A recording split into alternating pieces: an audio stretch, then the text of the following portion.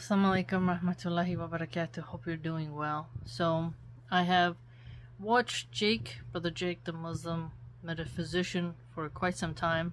We had a discussion with Yusuf Ponders about philosophy, and I watch nearly every single Daniel Haqiqatjou debate.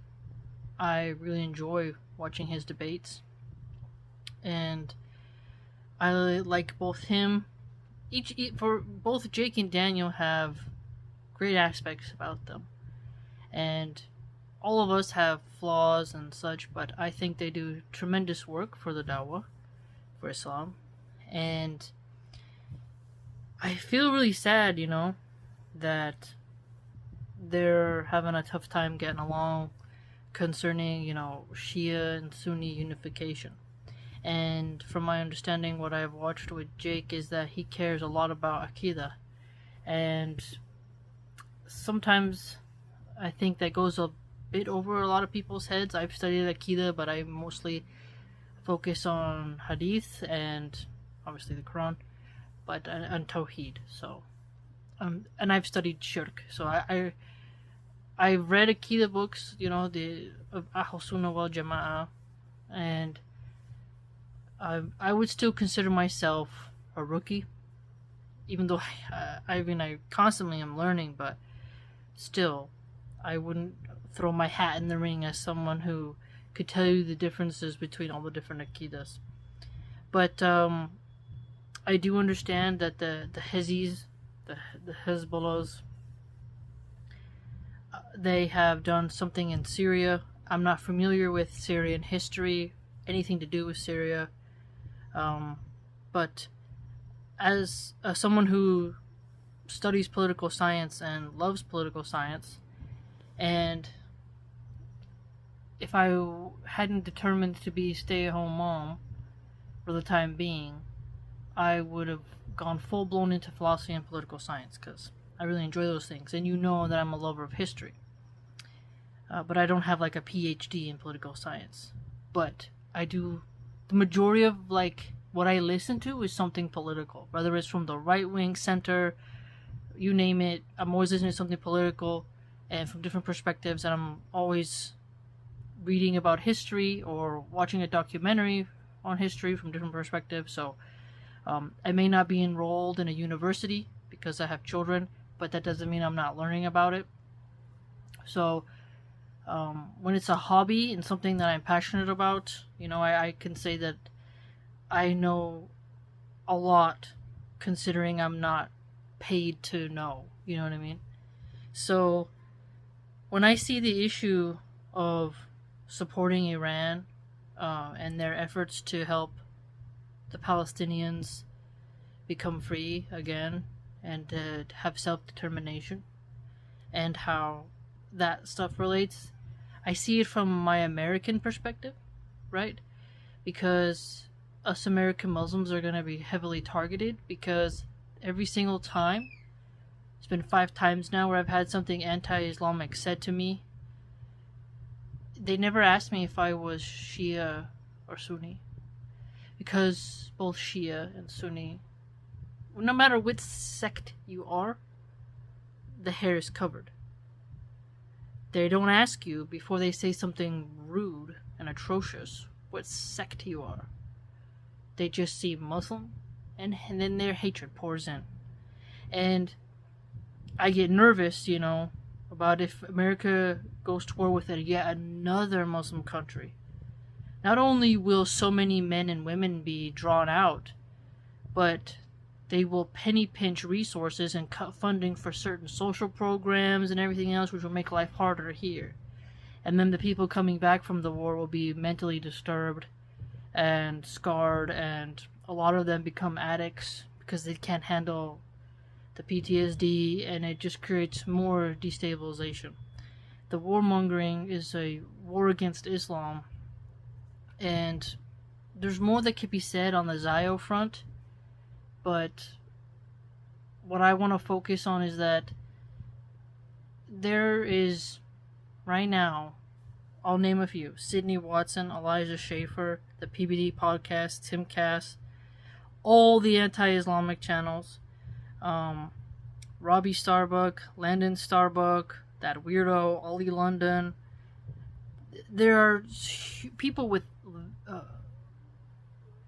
Andy Ngo, large audiences who are hammering Islam, and they don't care if you're Shia or Sunni. They want them all, us all hated, like that insane guy Tommy Robinson, right? That Adam guy on the PBD podcast as well. All the hosts on the PBD podcast, I watch them, and I've really, in my brain, archived every anti-Islamic statement they had and every Zionist statement they've had. They're not for us. And I believe they got the call when they had Brother Daniel and Jake on. And when you just see how many people are teaming up simultaneously and out of nowhere, Gad Sad is another one. These people are pumping out the anti-Islamic content consistently. And I don't want to see brothers cancel each other, you know? I feel very sad when that happens, because Muslims, we like to cancel each other really easy. People try to cancel me since I first reverted for so many different things I've lost track. They make mountains out of molehills, and they see disagreements and people feuding as a reason to write them off and say they're doomed. And Muslim infighting, it's really intense. You know, people, they have these little alliances. Even what Brother Daniel Haqiqatjou would call the Dawah Mafia. It seems that somebody's vested in trying to make Muslims infight a lot. And I feel very sad. That doesn't mean we can't have disagreements. I understand, because, you know, you have to clarify certain stances. But us Muslims, if you look strategically, there's a lot of countries who are Islamic, right? But they're becoming more secular by the day. And you don't see a lot of women putting the effort against feminism or saying why they love being Muslim. Usually they focus on makeup, hijab tutorials, like memes. Like they just create funny reels. They're trying to be cute. It's not really a lot of seriousness. There's a couple, but it just doesn't seem like the Muslims are very serious in spreading dawah. They're more serious on trying to find any reason to cancel someone. And one thing I've learned is that if you let your heart get hard, like when I argued with Hamza's Den, I didn't like that he would talk about Aquinas when he hadn't studied it. And I failed to realize that not everyone cares to be as nerdy as me or as introspective. Some people like to talk off the cuff with no knowledge or just from their perspective, whereas I like to verify and inform myself and then speak. But some people know how to ride the waves of personalities, and I lost my temper and my heart became hard. And I really hated that brother for what he did, because I felt like he wanted an interview with me. I accepted, and then he, in the interview, started to feel like he was trying to find something to get under my skin. And he's really used to the brashness of the speaker's corner style.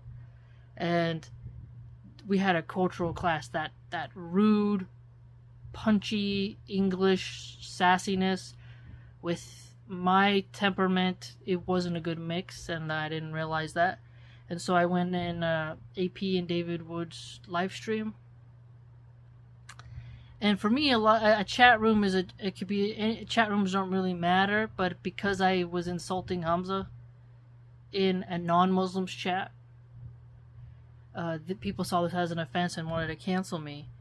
And I didn't really understand that. To this day, it doesn't click in my head. Like, we're not allowed to disagree with another Muslim in public in a chat room that isn't Islamic. No one ever told me that rule. But thousands of people then started insulting the work I was doing. They started calling me like all kinds of names and mocking me and, you know, really working overtime to make people not follow me and such. And so when I see Brother Jake and Daniel going at it, it makes me worried that there will be people who will try to cancel both Jake and Daniel at the same time. And we need both Jake and Daniel for their respective areas. Like when Brother Sajid and Ali were going at it, you see them, and then you see how people argue with Brother Muhammad Hijab, or people go after Brother Gabriel. Now, Red Pill Muslims, that's a whole different game because of the way they talk about women. It just seems like it's just Andrew Tate refiltered, you know, and doesn't really feel genuine. So that's different. I've hammered them. But I still watch Brother Sajid. I don't really watch Ali Dawa. I peep in and see what he's up to, but you know, he's doing his thing. But Brother Muhammad Hijab's kicking booty, you know, he's doing well. Everyone's staying strong. And so I just thought that I would give my 2 cents in that. I really hope Brother Jake doesn't get too hard of a heart. Because me getting, like, I still to this day hate, I shouldn't say hate.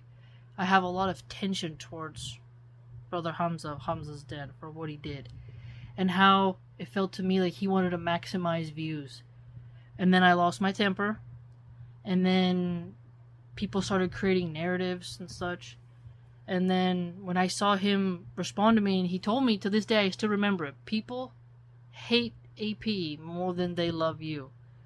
And it was such a rude thing to say, because me disagreeing with him about speaking without knowledge has nothing to do with, you know, me talking in that chat. It was like the whole argument stemmed, and I've seen people post edited versions where a lot of the conversation is cut out, and I've seen people re-upload it, you know, or they unlist it, edit it, upload it. It's very fishy stuff going on, so be careful which version you see.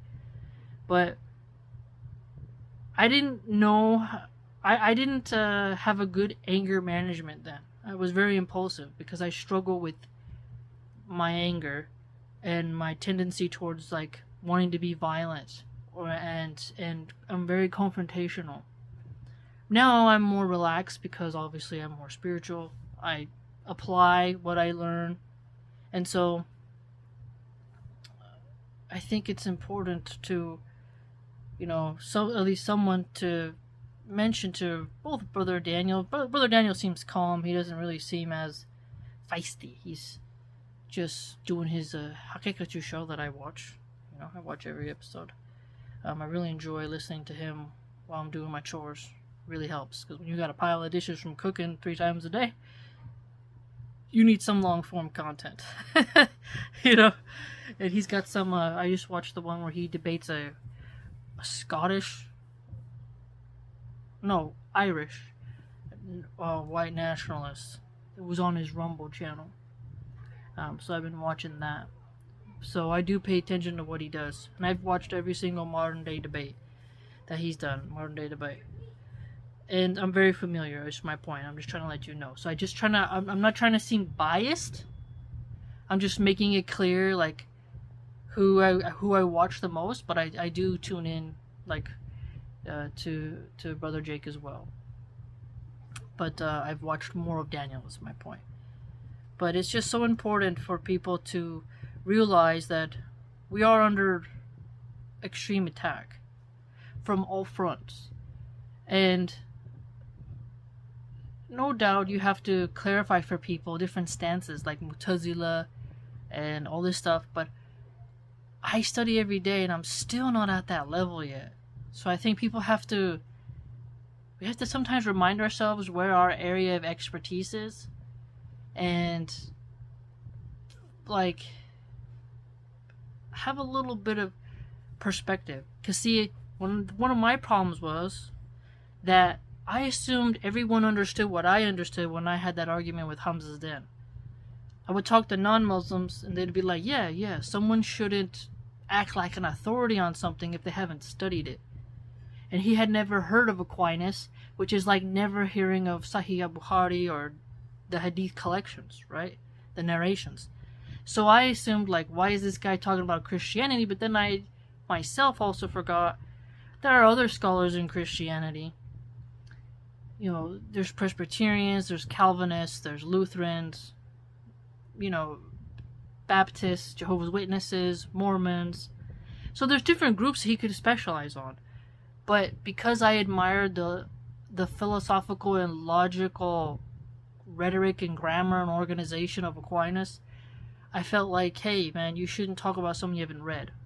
And when, for me, or if you recall, I heard people talking bad about Muhammad bin Abdul Wahhab, right? So I said, let me go ahead and read his works and see what all the fuss is about. And I learned a lot from him about what shirk is and all that.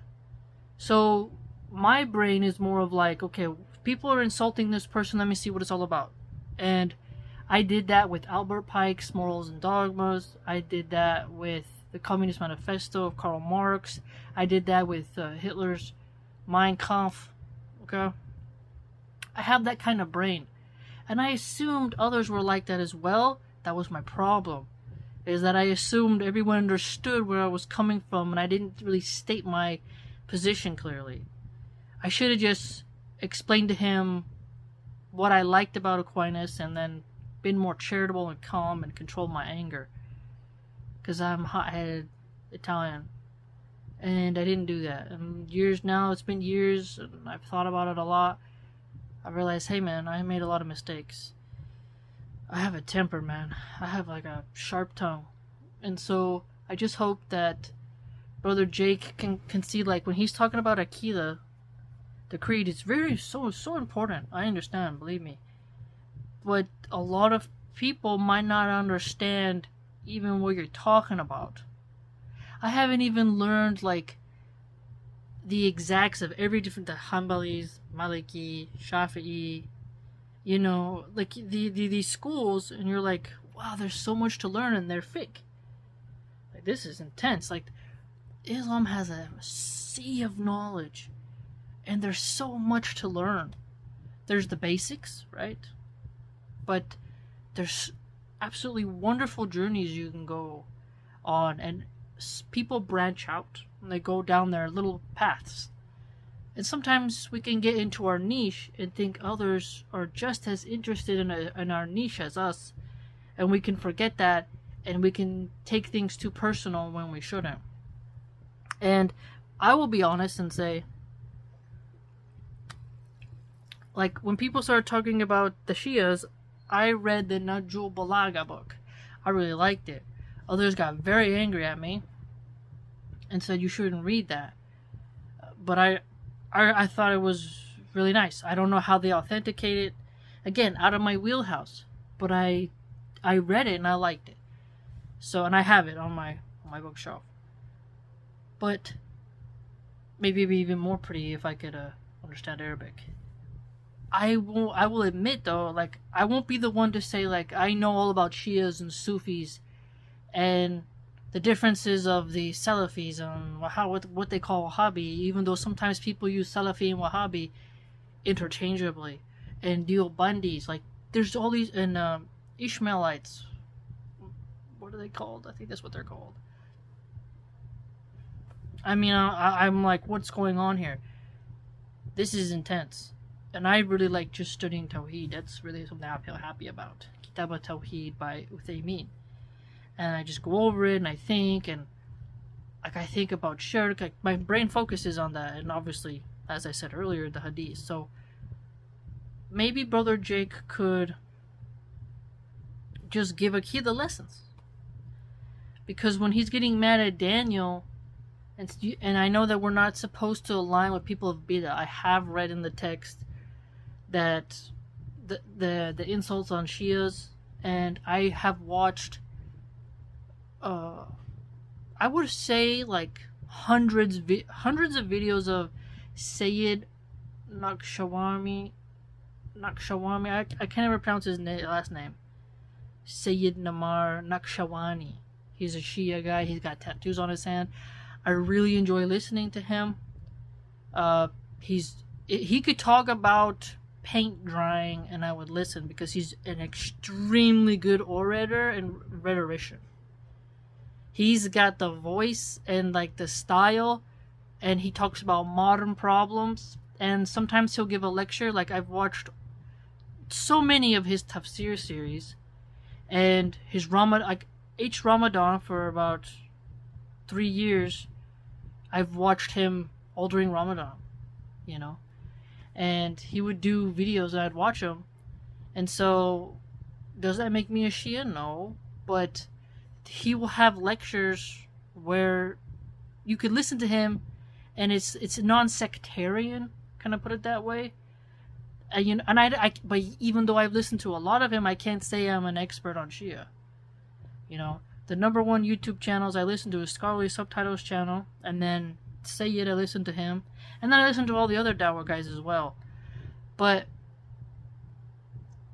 I remember people getting mad that because someone sent him death threats, and I was like, that's not cool, man. You gotta learn to just disagree. But I get some people get hot-headed, and then people got even more mad at me. So people get really mad, and you're just like, I don't really get it, because I could have conversations with a Buddhist for a long time and never really be angry at them, you know?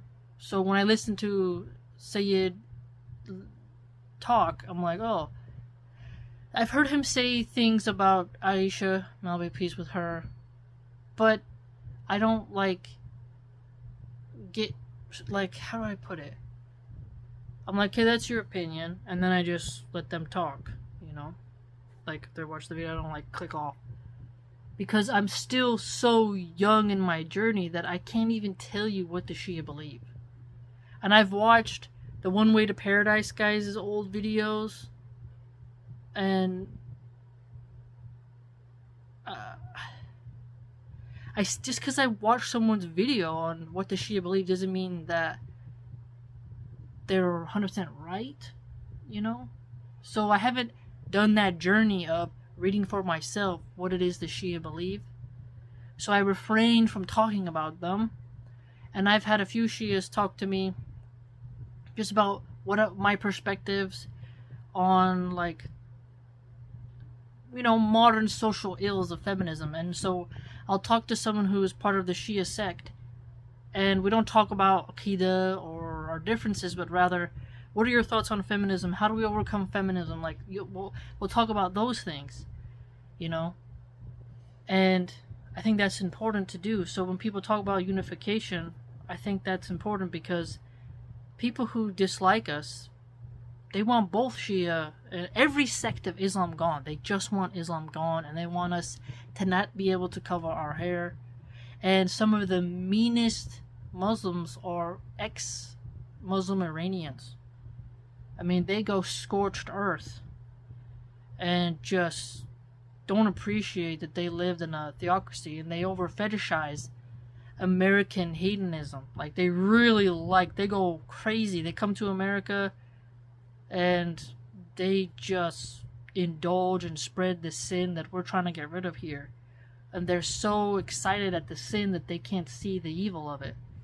So they really dislike it when Americans become Muslim because they want to keep America Babylon so they can indulge. And so they want to stop our efforts of helping Islam to spread. And so when it comes to the Palestinians, we have to remember, we have to remember they're suffering right now and they need our help. And it is getting harder and harder for Muslim women to be safe. Our brothers are being slandered daily by the feminists, and I spend a lot of hours attacking them, refuting their ideas, posting on my blog. I put in a lot of effort. I don't know any Muslim sister who's consistently delved into the philosophies of feminist thinkers as much as me, and it's still not enough. Hours upon hours, and paying attention to their forums and coming up with videos, and to consistently do it regardless of shadow banning and censorship and deranking in the algorithm. Keep doing it, and we need that. And people tear down Jake, and there are people who tear down Brother Daniel. Brother Daniel gets a lot of slander. Now, I don't know about the whole, like, I understand there was something called Mechalis, Hawarij. People were throwing this at Daniel, and, you're not supposed to denounce the rulers, and I read the hadith that say you're not supposed to, but then I know that Hassan and Hussein, they went against the Umayyads, and I'm familiar with the arguments, but again, out of my wheelhouse. So I understand that we have things we dislike about each other. Like every person who tries to help Islam, we have our specialties, and then we all have our faults. But Brother Daniel, consistently, he gets piled on, but he is going out there and doing debates, and at least conversations. Maybe we shouldn't call them debates, but some are debates, but some are conversations, some are, free flow thoughts of ideas and such like that. But some people say that's not good, because it's not the way of the Salaf, and it doesn't always turn people onto Islam. But some people just like standalone refutation, so everyone has their style. But I still think each person has their forte. They have their specialty. Like each chef has a cuisine they've mastered, and I really feel that each da'i, ustad, sheikh, imam, you name it, brother in Islam, sister in Islam, has their niche. Now there's useless people who don't create stuff, like the Muslim mom. In my opinion, she has a degree in psychology. Does she use that in any Islamic way? Not really. It's more of a gossip drama channel. But there are people who put in lots of effort, and Brother Daniel and Brother Jake are two people who do that. So I would be very hopeful that maybe they could come together in private, but sometimes in private it can get more scratchy. Things can get more confrontational. But maybe they could have like a good moderator, not Sneeko. He's a young pup. No, maybe someone who knows a lot about Aqidah and who's unbiased, to both those sides, and who knows both sides, right? You know what I mean? And they can be the moderator and help Jake and Daniel. And I'd be very curious if you did it like, if they're both digital, maybe it would get ruder faster. But if they were in person, maybe they would be able to be more calm, because we want reconciliation. I don't want to see them fighting, because I was like, dang, man, it's like demoralizing. Maybe years ago I may not have felt that way because I was such a young buck in my knowledge, but when you see so many Palestinians suffering, and then you see that those who dislike us are unified, but they all have different issues. Like, you have the alt-right, the neoliberals, you have so many different pockets. The radfems, there's tons of groups that don't like us, but they all unite against Islam. Yet Muslims can't unite based off of like, oh, you have this Aqidah, this one has this Aqidah, blah blah blah, you're this sect, I'm that sect, but we can't unite and push them off of us. That, I think, is going to be a problem, because I've read a lot about military strategy, Sun Tzu. I read all that stuff, I like it. Caesar's Gallic Wars, Genghis Khan, Hernan Cortez. I really love reading that stuff, and I still do to this day have different military strategy books. And no matter which way you look at it, when you cause a wedge, they go against each other, and you separate them, they become more frayed, and then they move away from their center focus, and they spread out, and they're not as much of a problem. And online, I think we should support each other more and stop trying to find ways to cancel each other. But I get it that drama sells, I'm not trying to accuse Brother Jake of seeking drama.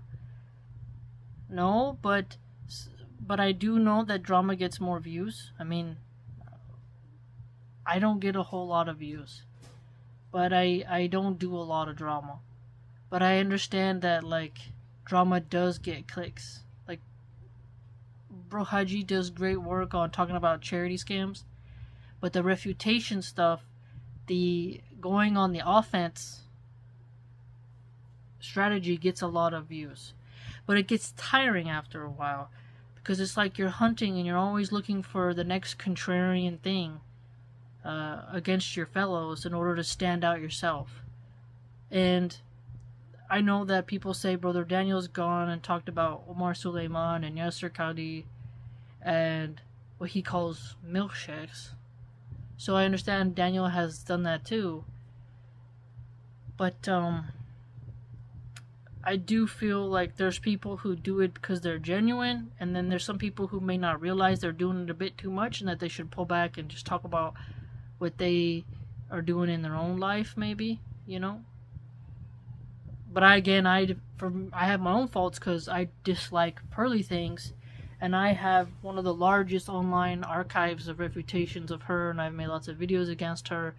So I understand how you can focus on a person and then hammer them home, right? But she's not a Muslim. So the same courtesy doesn't apply to her, because she's not one of us. So when I see Brother Daniel and Jake going at it, I feel quite sad, because I like them both. Like when Sajid and Ali Dawa were going at it, I don't really care too much for Ali Dawa. He insulted me in the past. You know, what have you done for me lately type of attitude I have towards him. He's never complimented me ever. So, you know, even though I do a lot of educational work.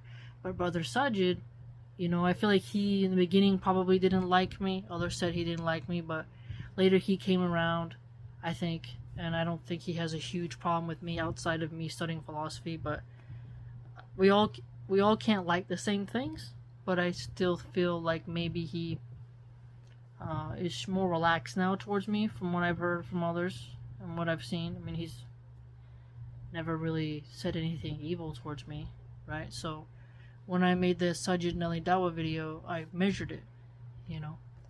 And the way Ali Dawa debated AP was, I was like, oh, well, that wasn't that great. But then people criticized me that I was too nice or something, when I was just trying to have a conversation and state my ideas. And I had a massive flu.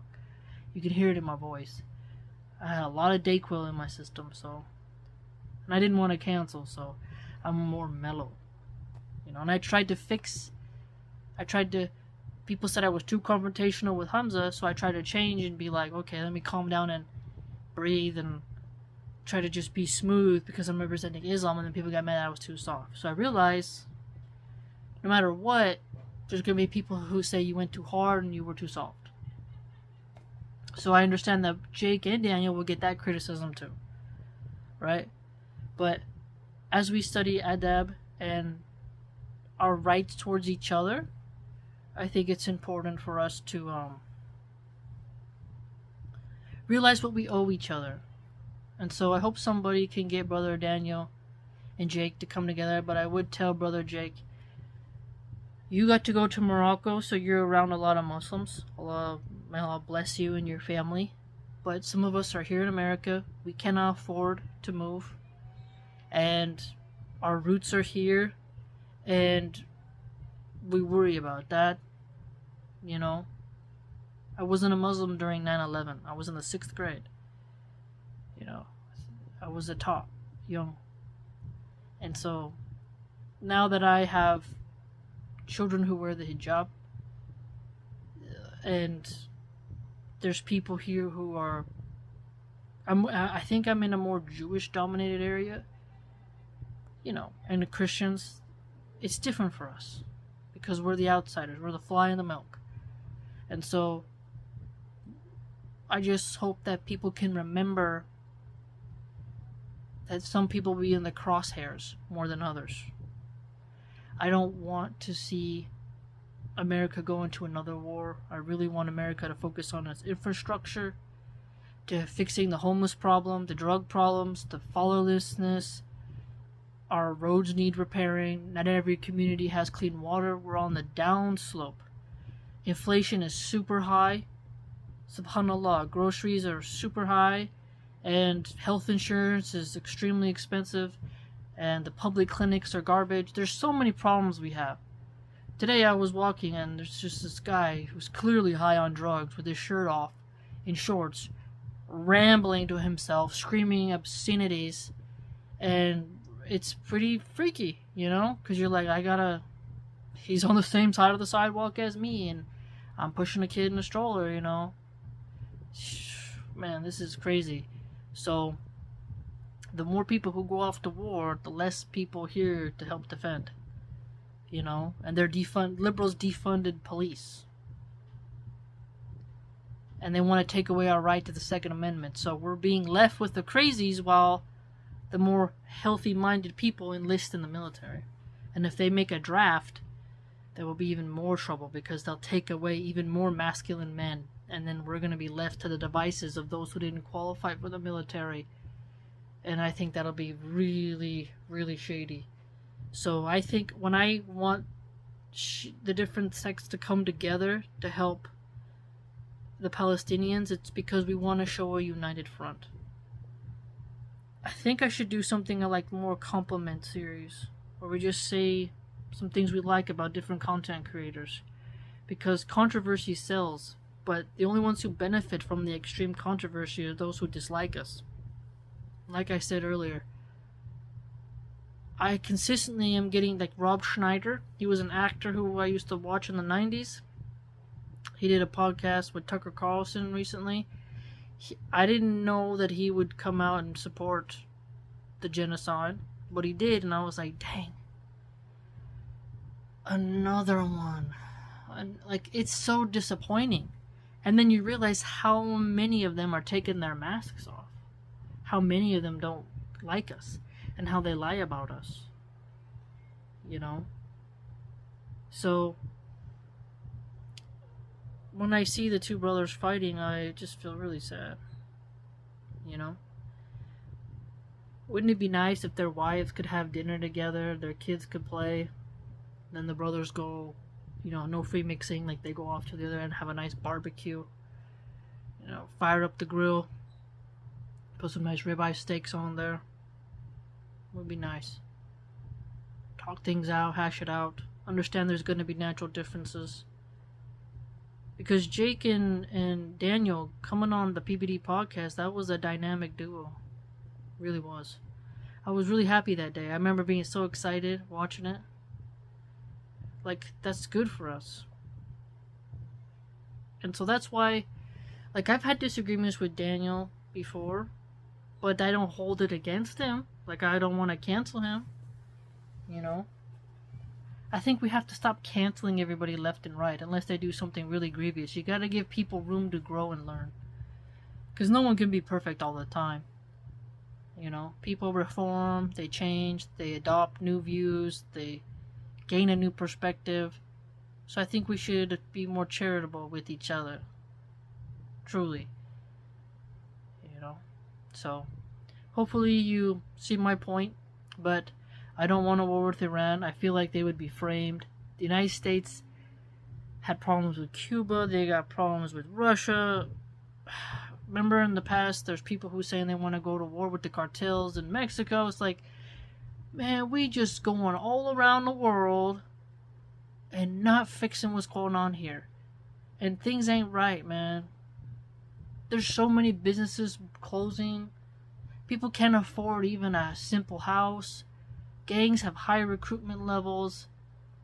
Something isn't right, man. Our culture is sick and needs Islam. And so I think the dawah should just keep on keeping on. Truly.